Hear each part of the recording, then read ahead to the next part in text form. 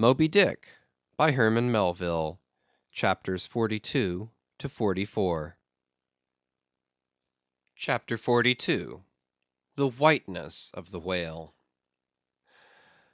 What the white whale was to Ahab has been hinted; what at times he was to me, as yet remains unsaid. Aside from those more obvious considerations touching Moby-Dick, which could not but occasionally awaken in any man's soul some alarm, there was another thought, or rather vague, nameless horror concerning him, which at times by its intensity completely overpowered all the rest; and yet so mystical and well nigh ineffable was it, that I almost despair of putting it in a comprehensible form. It was the whiteness of the whale that above all things appalled me. But how can I hope to explain myself here? And yet in some dim random way explain myself I must, else all these chapters might be naught. Though in many natural objects whiteness refiningly enhances beauty, as if imparting some special virtue of its own, as in marbles, japonicas, and pearls; and though various nations have in some ways recognized a certain royal preeminence in this hue, even the barbaric grand old kings of Pegu placing the title Lord of the White Elephants above all their other magniloquent ascriptions of dominion, and the modern kings of Siam unfurling the same snow-white quadruped in the royal standard, and the Hanoverian flag bearing the one figure of a snow-white charger, and the great Austrian empire, Caesarian, heir to overlording Rome, having for the imperial color the same imperial hue; and though this preeminence in it applies to the human race itself, giving the white man ideal mastership over every dusky tribe; and though, besides all this, whiteness has been even made significant of gladness, for among the Romans a white stone marked a joyful day; and though in other mortal sympathies and symbolizings this same hue is made the emblem of many touching, noble things, the innocence of brides, the benignity of age; though among the red men of America the giving of the white belt of wampum was the deepest pledge of honor; though in many climes whiteness typifies the majesty of justice in the ermine of the judge, and contributes to the daily state of kings and queens drawn by milk-white steeds; though even in the higher mysteries of the most august religions it has been made the symbol of the divine spotlessness and power, by the Persian fire worshippers, the white forked flame being held the holiest on the altar, and in the Greek mythologies great Jove himself being made incarnate in a snow-white bull; and though to the noble Iroquois the midwinter sacrifice of the sacred white dog was by far the holiest festival of their theology, that spotless, faithful creature being held the purest envoy they could send to the Great Spirit with the annual tidings of their own fidelity; and though directly from the Latin word for white, all Christian priests derived the name of one part of their sacred vesture, the alb or tunic worn beneath the cassock; and though among the holy pomps of the Romish faith, white is specially employed in the celebration of the passion of our Lord; though in the vision of St. John white robes are given to the redeemed, and the 24 elders stand clothed in white before the great white throne, and the Holy One that sitteth there white like wool; yet for all these accumulated associations with whatever is sweet, and honorable, and sublime, there yet lurks an elusive something in the innermost idea of this hue, which strikes more of panic to the soul than that redness which affrights in blood. This elusive quality it is which causes the thought of whiteness, when divorced from more kindly associations, and coupled with any object terrible in itself, to heighten that terror to the furthest bounds. Witness the white bear of the poles, and the white shark of the tropics. What but their smooth flaky whiteness makes them the transcendent horrors they are?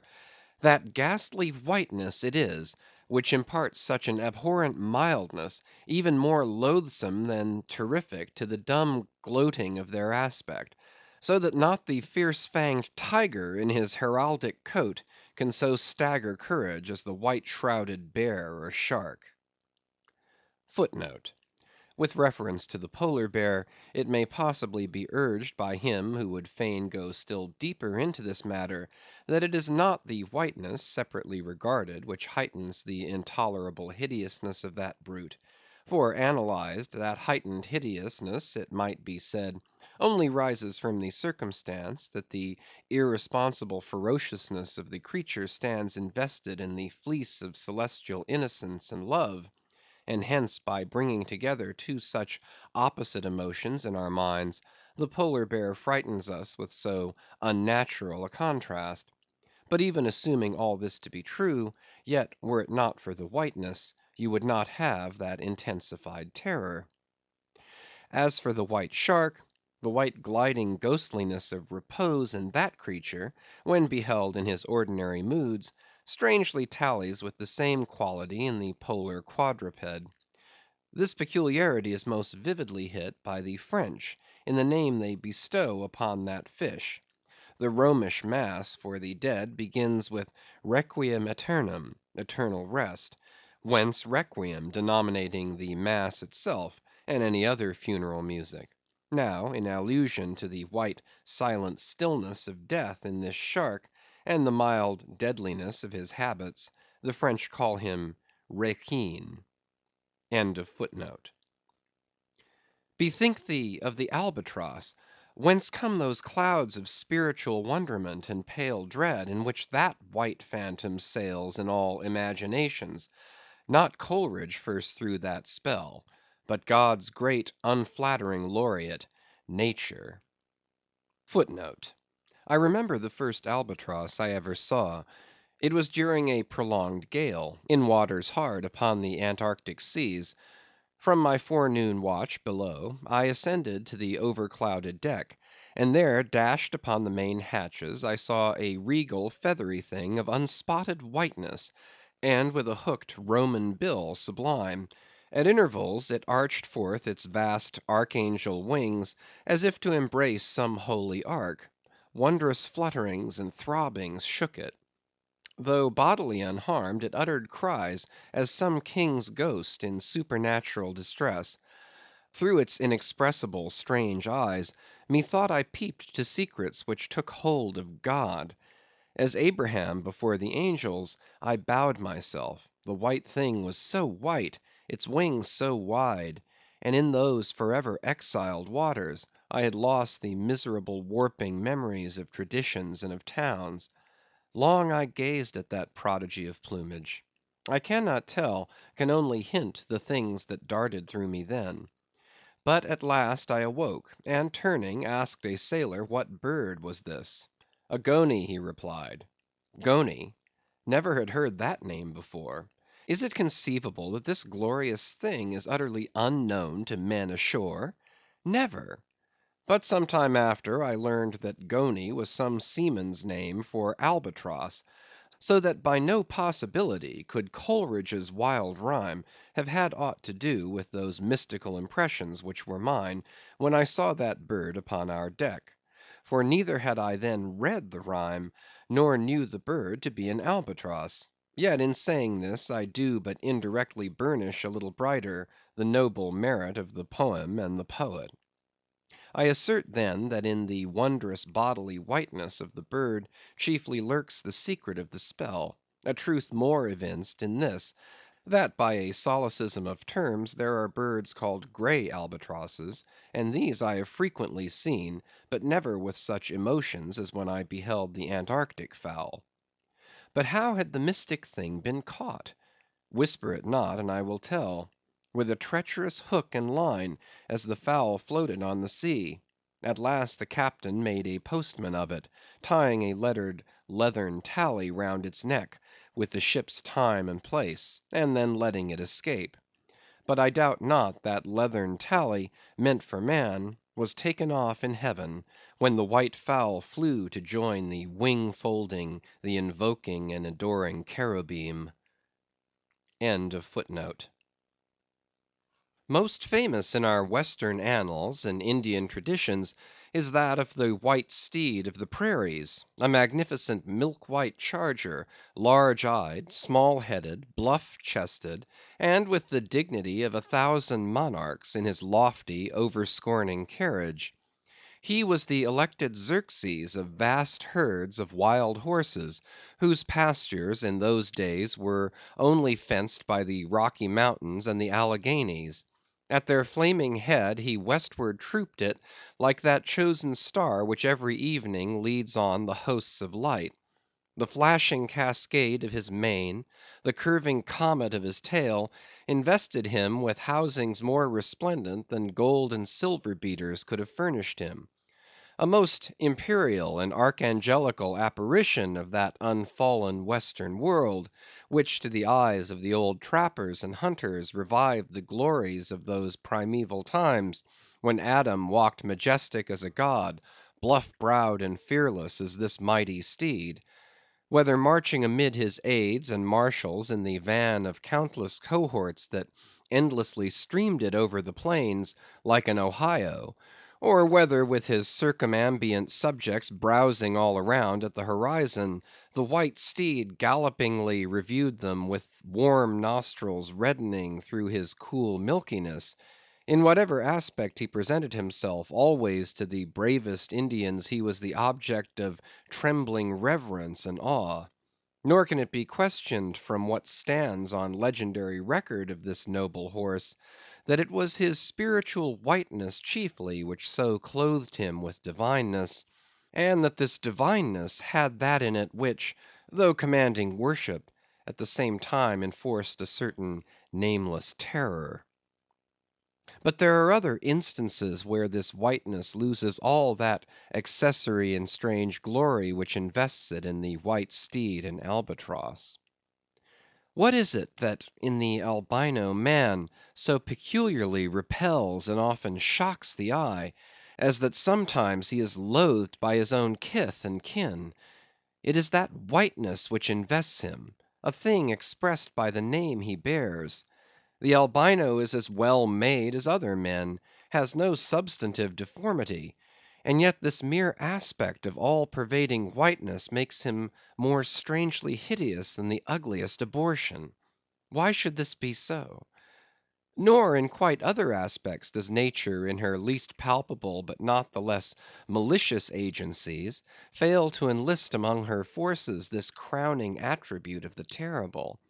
From its snowy aspect, the gauntleted ghost of the southern seas has been denominated the white squall; nor in some historic instances has the art of human malice omitted so potent an auxiliary.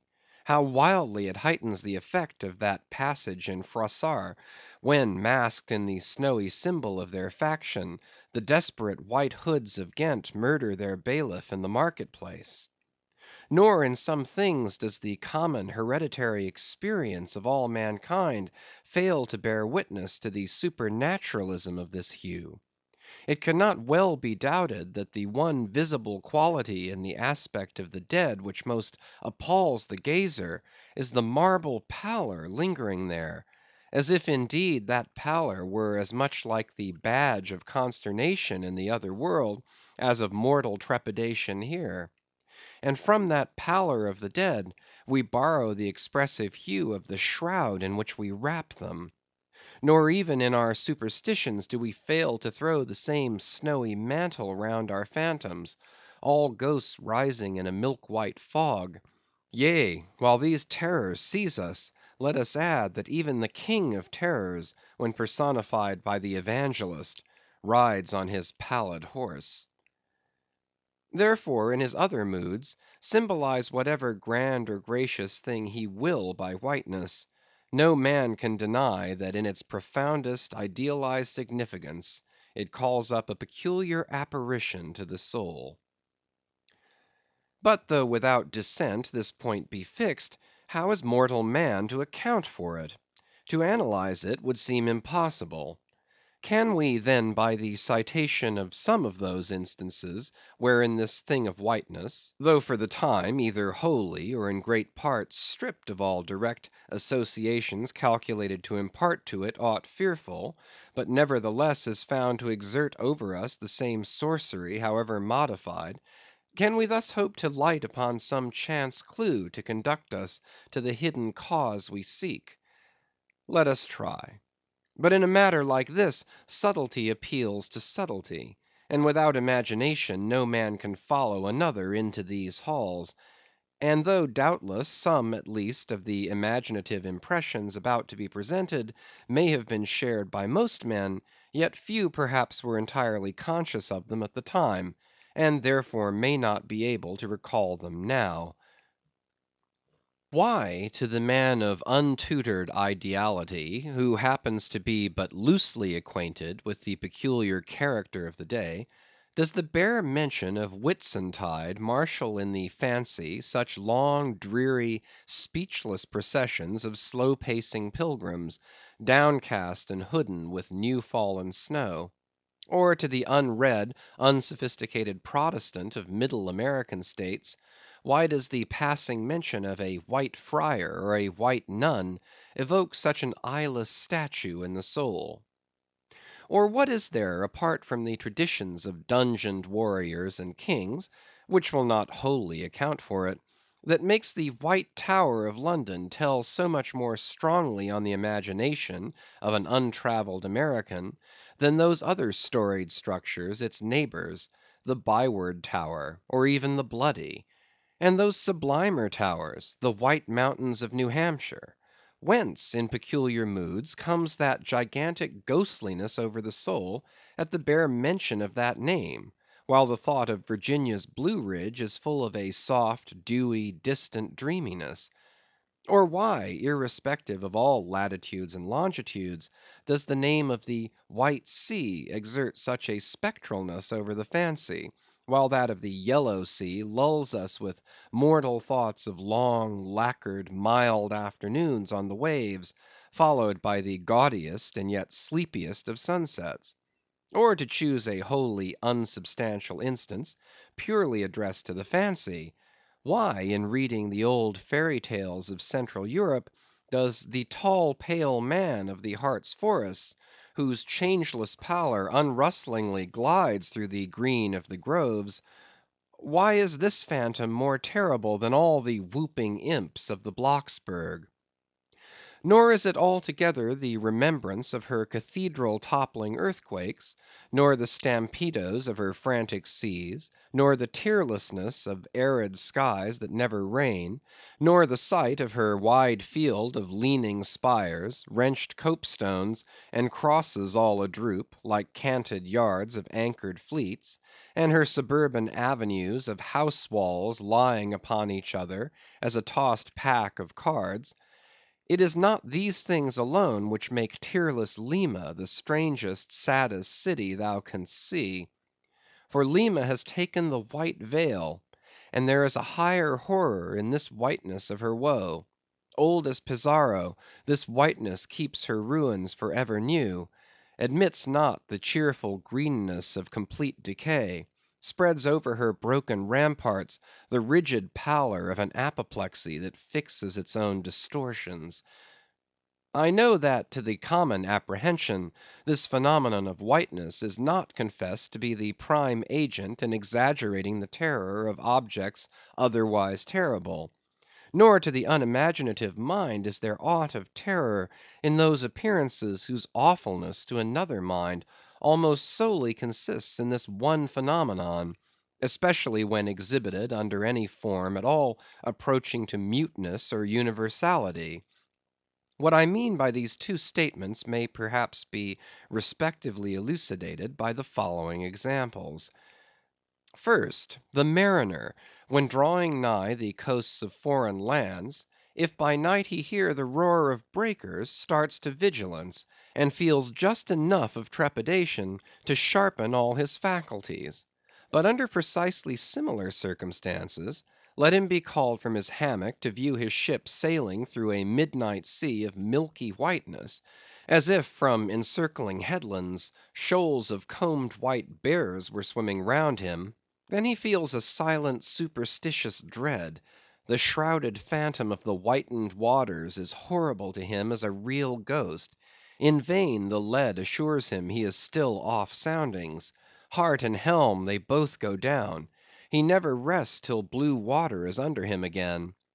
Yet where is the mariner who will tell thee, Sir, it was not so much the fear of striking hidden rocks as the fear of that hideous whiteness that so stirred me?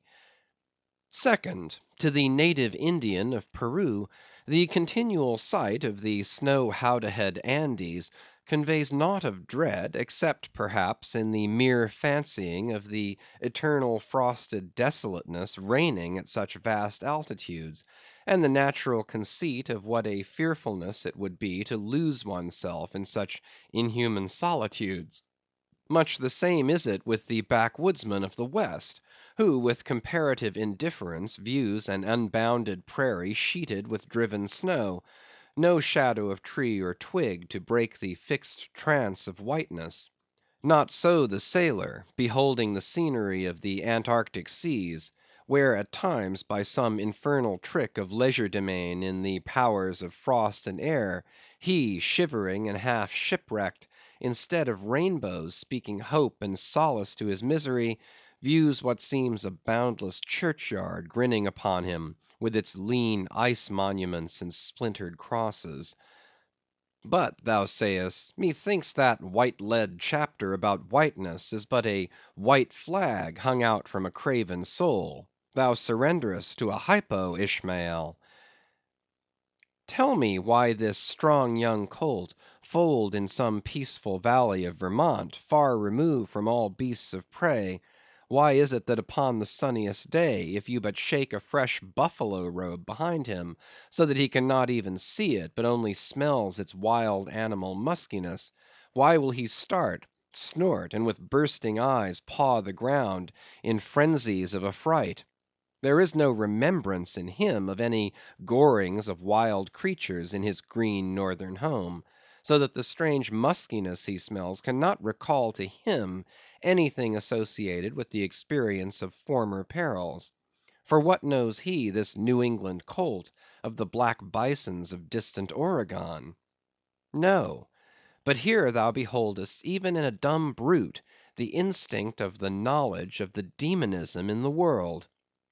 Though thousands of miles from Oregon, still when he smells that savage musk, the rending, goring bison herds are as present as to the deserted wild foal of the prairies, which in this instant they may be trampling into dust. Thus, then, the muffled rollings of a milky sea, the bleak rustlings of the festooned frosts of mountains, the desolate shiftings of the windrowed snows of prairies, all these to Ishmael are as the shaking of that buffalo robe to the frightened colt.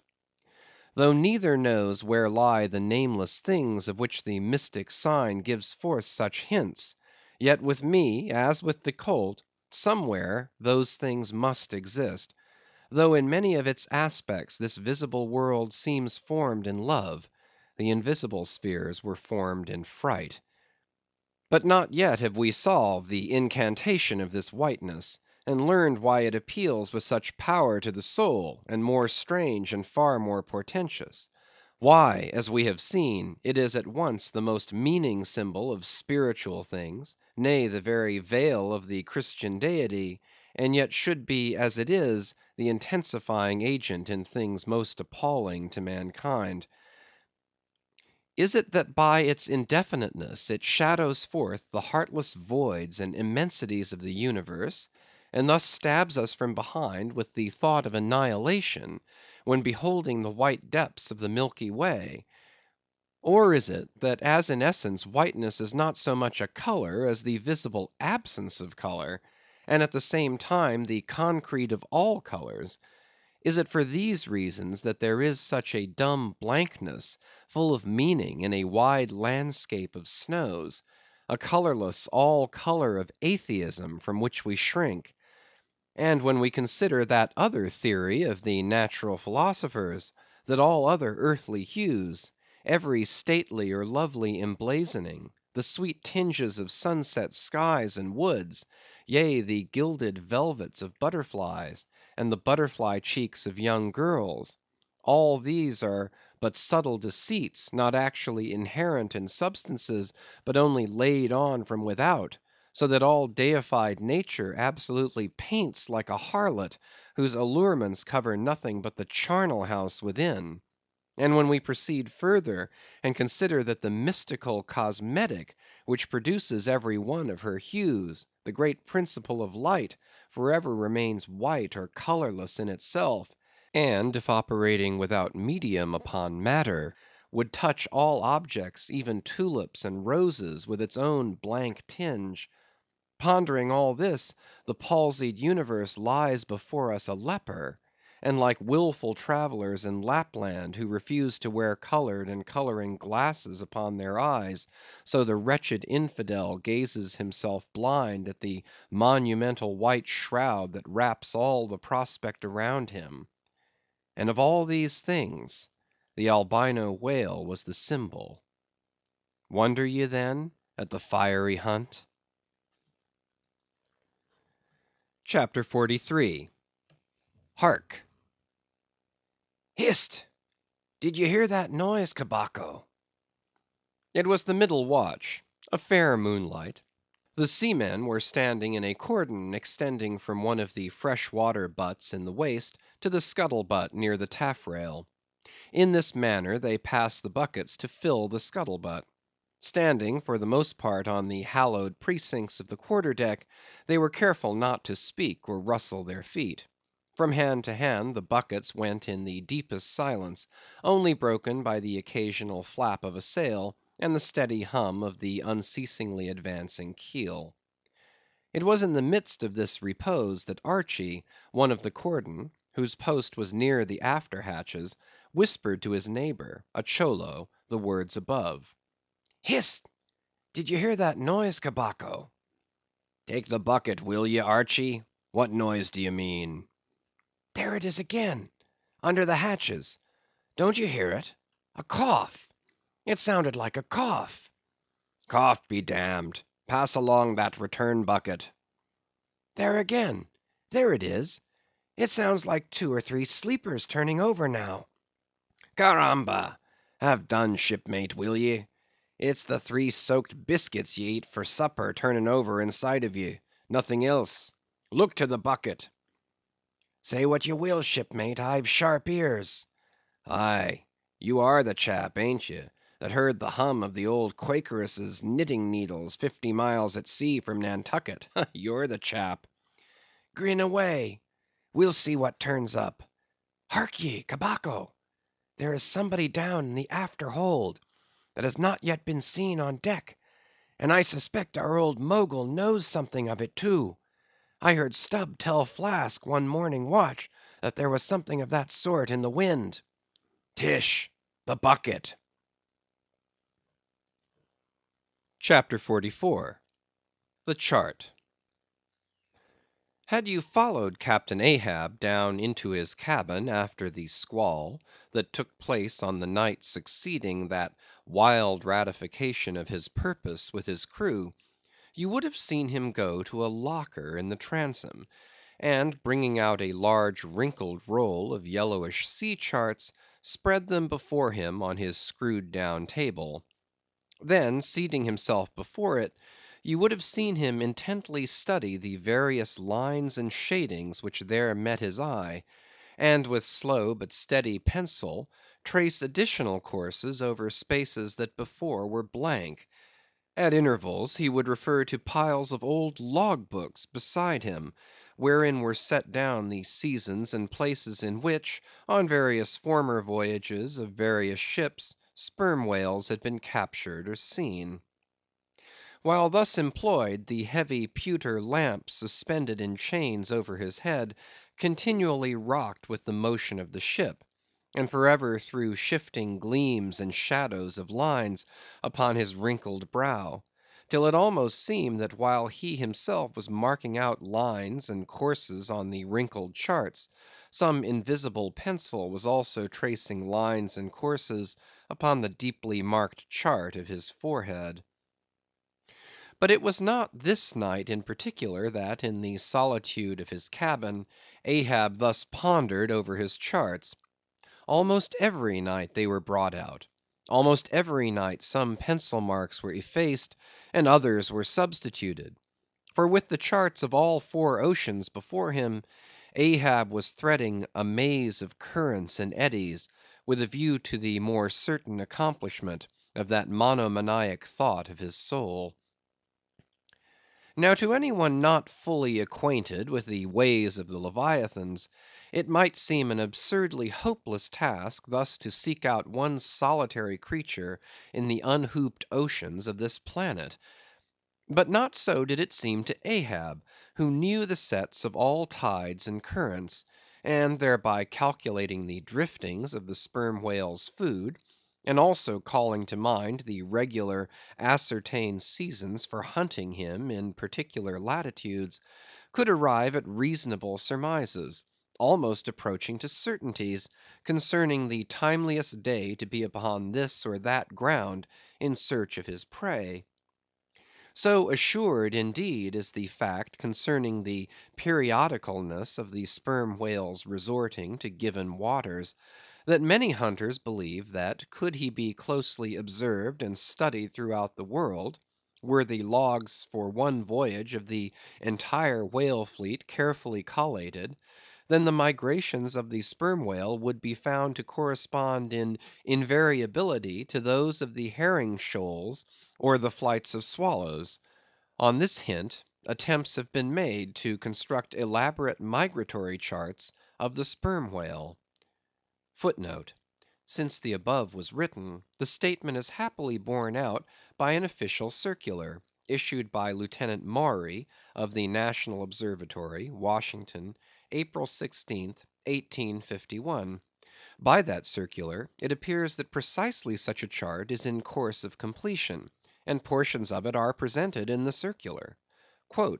"This chart divides the ocean into districts of 5 degrees of latitude by 5 degrees of longitude, perpendicularly through each of which districts are 12 columns for the 12 months, and horizontally through each of which districts are 3 lines, one to show the number of days that have been spent in each month in every district, and the 2 others to show the number of days in which whales, sperm or right, have been seen." End of footnote. Besides, when making a passage from one feeding ground to another, the sperm whales, guided by some infallible instinct, say rather secret intelligence from the Deity, mostly swim in veins as they are called, continuing their way along a given ocean line with such undeviating exactitude, that no ship ever sailed her course by any chart with one tithe of such marvellous precision. Though in these cases the direction taken by any one whale be as straight as a surveyor's parallel, and though the line of advance be strictly confined to its own unavoidable straight wake, yet the arbitrary vein in which at these times he is said to swim generally embraces some few miles in width, more or less as the vein is presumed to expand or contract, but never exceeds the visual sweep from the whale ship's mast heads, when circumspectly gliding along this magic zone. The sum is, that at particular seasons within that breadth and along that path, migrating whales may with great confidence be looked for. And hence not only at substantiated times, upon well-known separate feeding grounds, could Ahab hope to encounter his prey, but in crossing the widest expanses of water between those grounds, he could, by his art, so place and time himself on his way, as even then not to be wholly without prospect of a meeting. There was a circumstance which at first sight seemed to entangle his delirious but still methodical scheme, but not so in the reality perhaps. Though the gregarious sperm whales have their regular seasons for particular grounds, yet in general you cannot conclude that the herds which haunted such and such a latitude or longitude this year, say, will turn out to be identically the same with those that were found in the preceding season, though there are peculiar and unquestionable instances where the contrary of this has proved true. In general, the same remark, only within a less wide limit, applies to the solitaries and hermits among the matured, aged sperm whales. So that though Moby-Dick had in a former year been seen, for example, on what is called the Seychelle ground in the Indian Ocean, or Volcano Bay on the Japanese coast, yet it did not follow, that were the Pequod to visit either of those spots at any subsequent corresponding season, she would infallibly encounter him there. So too with some other feeding grounds, where he had at times revealed himself. But all these seemed only his casual stopping places and ocean inns, so to speak, not his places of prolonged abode.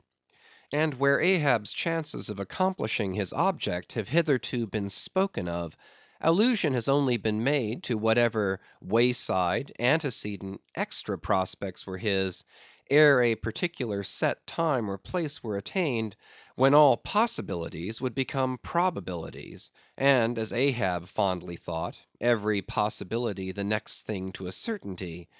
That particular set time and place were conjoined in the one technical phrase, the season on the line. For there and then, for several consecutive years, Moby-Dick had been periodically descried, lingering in those waters for a while, as the sun in its annual round loiters for a predicted interval in any one sign of the zodiac. There it was, too, that most of the deadly encounters with the white whale had taken place. There the waves were storied with his deeds. There also was that tragic spot where the monomaniac old man had found the awful motive to his vengeance.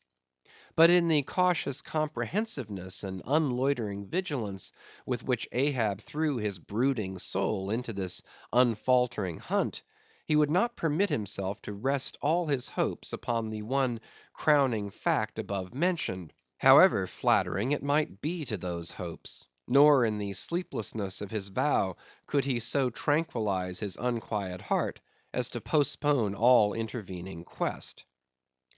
Now the Pequod had sailed from Nantucket at the very beginning of the season on the line. No possible endeavor, then, could enable her commander to make the great passage southwards, double Cape Horn, and then running down 60 degrees of latitude, arrive in the equatorial Pacific in time to cruise there. Therefore he must wait for the next ensuing season. Yet the premature hour of the Pequod's sailing had, perhaps, been correctly selected by Ahab with a view to this very complexion of things. Because an interval of 365 days and nights was before him; an interval which, instead of impatiently enduring ashore, he would spend in a miscellaneous hunt. If by chance the white whale, spending his vacation in the seas far remote from his periodical feeding grounds, should turn up his wrinkled brow off the Persian Gulf, or in the Bengal Bay, or China seas, or in any other waters haunted by his race. So that monsoons, pampas, nor'westers, harmattans, trades, any wind but the Levanter and Simoon, might blow Moby-Dick into the devious zigzag world circle of the Pequod's circumnavigating wake. But granting all this, yet regarded discreetly and coolly, seems it not but a mad idea this, that in the broad boundless ocean, one solitary whale, even if encountered, should be thought capable of individual recognition from his hunter, even as a white-bearded mufti in the thronged thoroughfares of Constantinople? Yes.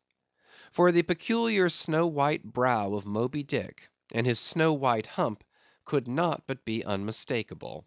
And have I not tallied the whale, Ahab would mutter to himself, as after poring over his charts till long after midnight, he would throw himself back in reveries; tallied him, and shall he escape?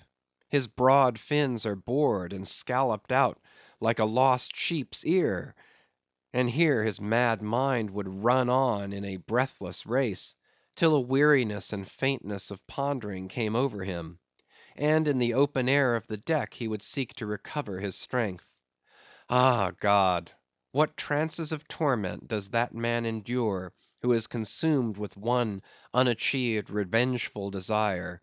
He sleeps with clenched hands, and wakes with his own bloody nails in his palms. Often, when forced from his hammock by exhausting and intolerably vivid dreams of the night, which, resuming his own intense thoughts through the day, carried them on amid a clashing of frenzies, and whirled them round and round and round in his blazing brain, till the very throbbing of his life spot became insufferable anguish; and when, as was sometimes the case, these spiritual throes in him heaved his being up from its base, and a chasm seemed opening in him, from which forked flames and lightning shot up, and accursed fiends beckoned him to leap down among them; when this hell in himself yawned beneath him, a wild cry would be heard through the ship, and with glaring eyes Ahab would burst from his state room, as though escaping from a bed that was on fire. Yet these, perhaps, instead of being the unsuppressible symptoms of some latent weakness, or fright at his own resolve, were but the plainest tokens of its intensity. For at such times, crazy Ahab, the scheming, unappeasedly steadfast hunter of the white whale, this Ahab that had gone to his hammock, was not the agent that so caused him to burst from it in horror again. The latter was the eternal living principle or soul in him; and in sleep, being for the time dissociated from the characterizing mind, which at other times employed it for its outer vehicle or agent, it spontaneously sought escape from the scorching contiguity of the frantic thing, of which, for the time, it was no longer an integral. But as the mind does not exist unless leagued with the soul, therefore it must have been that, in Ahab's case, yielding up all his thoughts and fancies to his one supreme purpose, that purpose, by its own sheer inveteracy of will, forced itself, against gods and devils, into a kind of self‐assumed independent being of its own; nay, could grimly live and burn, while the common vitality to which it was conjoined, fled, horror‐stricken, from the unbidden and unfathered birth. Therefore, the tormented spirit that glared out of bodily eyes, when what seemed Ahab rushed from his room, was for the time but a vacated thing; a formless, somnambulistic being; a ray of living light, to be sure, but without an object to color, and therefore a blankness in itself. God help thee, old man! Thy thoughts have created a creature in thee; and he whose intense thinking thus makes him a Prometheus, a vulture feeds upon that heart for ever; that vulture, the very creature he creates. End of chapters 42 to 44.